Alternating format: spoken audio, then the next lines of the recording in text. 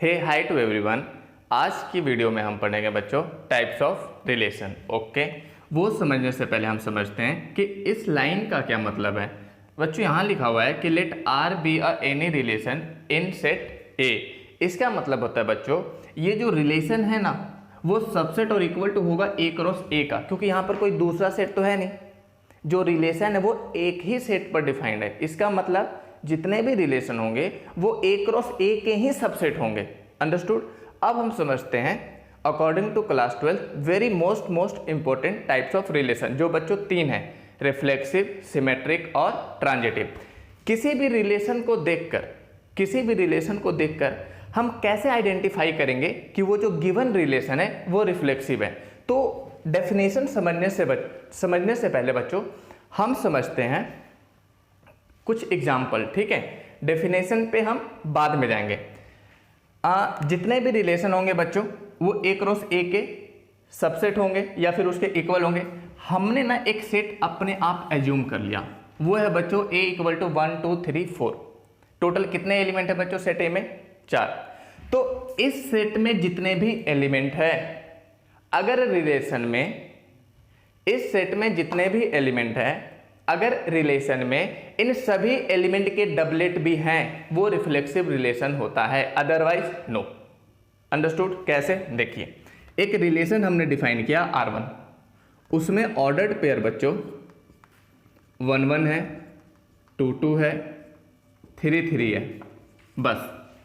लेकिन यहां पे 4 का डबलेट तो है नहीं। इसका मतलब ये जो रिलेशन है सेट ए पर वो रिफ्लेक्सिव नहीं है। रिफ्लेक्सिव कब होगा? जितने भी सेट ए में एलिमेंट है, सेट ए में जितने भी एलिमेंट हैं उन सभी के डबलेट होने चाहिए। ओके, अब हम समझते हैं दूसरा एग्जांपल। R2 1 1 2 2 3 3 4 4।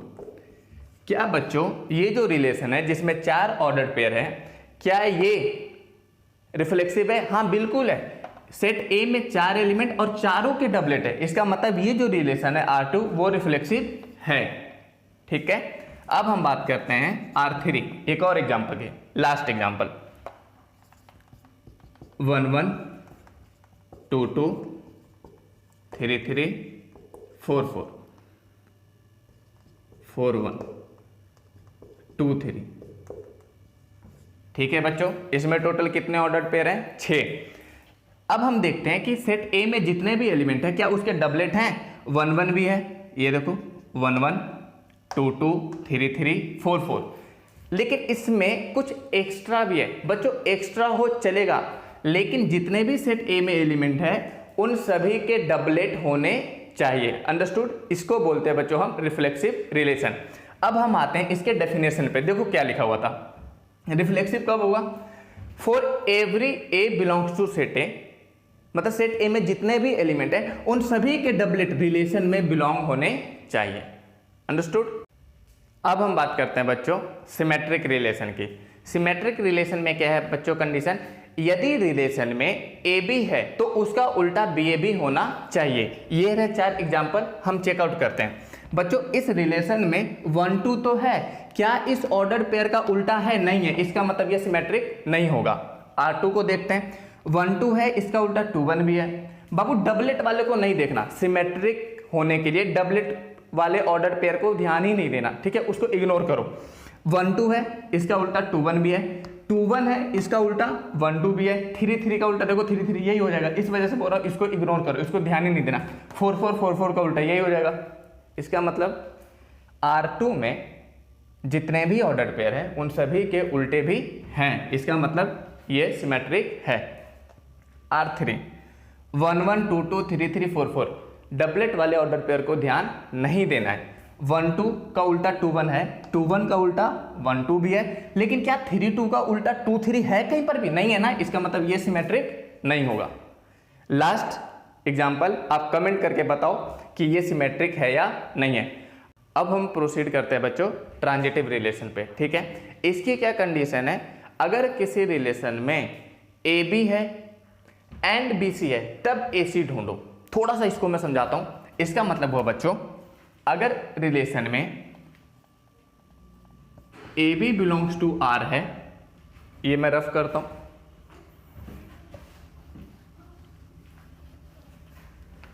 अगर रिलेशन में A B belongs to R है and B comma C belongs to R है, देन क्या इंप्लाई होना चाहिए बच्चों, ए कॉमा सी भी उस रिलेशन में होना चाहिए ट्रांजिटिव होने के लिए।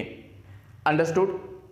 लास्ट टाइम अगर ए बी और बी सी है और ए सी भी है तो ट्रांजिटिव होगा। अगर ए बी है, बी सी है और ए सी नहीं है, ए सी नहीं है तो वो ट्रांजिटिव नहीं होगा, वो रिलेशन ट्रांजिटिव नहीं होगा। अंडरस्टूड? ठीक है, ये फर्स्ट अप्रोच था। दूसरा अप्रोच समझो, अगर रिलेशन में ए बी तो है, ए बी तो है लेकिन बी सी है ही नहीं, अगर रिलेशन में ए बी है लेकिन बी सी है ही नहीं, मतलब ये जो कंडीशन था ना ये है ही नहीं, तो हम डायरेक्ट बोल देंगे वो ट्रांजिटिव होगा। समझ में आया? और डबलेट वाले ऑर्डर पेयर को देखने की जरूरत नहीं है, वो अपने आप ही ट्रांजिटिव हो जाता है। अंडरस्टूड?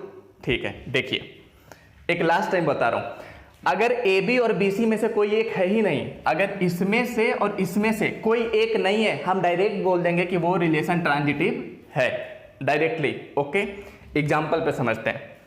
1 2 है, 2 3 भी है। देखो 1 2 है तो 2 3 भी है, 2 से स्टार्ट होने वाला ये भी है, 2 से खत्म, अब ये 2 से स्टार्ट होने वाला। 1 2 है, ए बी बी सी, तो ए सी होना चाहिए। क्या इस रिलेशन में 1 3 है कहीं पर भी? नहीं है ना, इसका मतलब ये ट्रांजिटिव नहीं है। R2 1 2 है, 2 1 है, 1 2 है, 2 1 है, तो क्या 1 1 है? हाँ देखो है। अंडरस्टूड? यहां पे बात करते हैं, 2 1 है, 1 2 है, 2 1, फिर 1 से स्टार्ट होने वाला 1 2, तो क्या 2 2 है? देखो 2 2 है, इसका मतलब अभी तक ट्रांजिटिव है। और फिर डबलेट वाले को तो देखना ही नहीं है, डबलेट वाले को बच्चों देखना ही नहीं है, क्योंकि वो अपने आप ही ट्रांजिटिव हो जाता है। कैसे? एक एग्जांपल से समझते हैं। 2 2 है, फिर ये 2 1 है, तो 2 1 तो देखो यही हो गया, इस वजह से कह रहा हूं डबलेट को देखना ही नहीं, डबलेट को इग्नोर करो। अंडरस्टूड? ये भी ट्रांजिटिव है। R3 वेरी मोस्ट इंपॉर्टेंट, 2 1 है, क्या 1 से स्टार्ट होने वाला कोई ऑर्डर्ड पेयर है? इसमें नहीं है, इसका मतलब ए बी तो था लेकिन बी सी है ही नहीं, तो हम डायरेक्ट बोलेंगे ट्रांजिटिव है। इसमें भी देखो 4 3 है, क्या 3 से स्टार्ट होने वाला कुछ है ऑर्डर पेयर? नहीं है ना, इसका मतलब ए बी तो है लेकिन बी सी नहीं है, और जब बी सी है ही नहीं तो हम डायरेक्ट बोलेंगे ट्रांजिटिव है। R4 कमेंट करके बताओ कि ये ट्रांजिटिव है या नहीं है। आज के लिए इतना ही, बाय।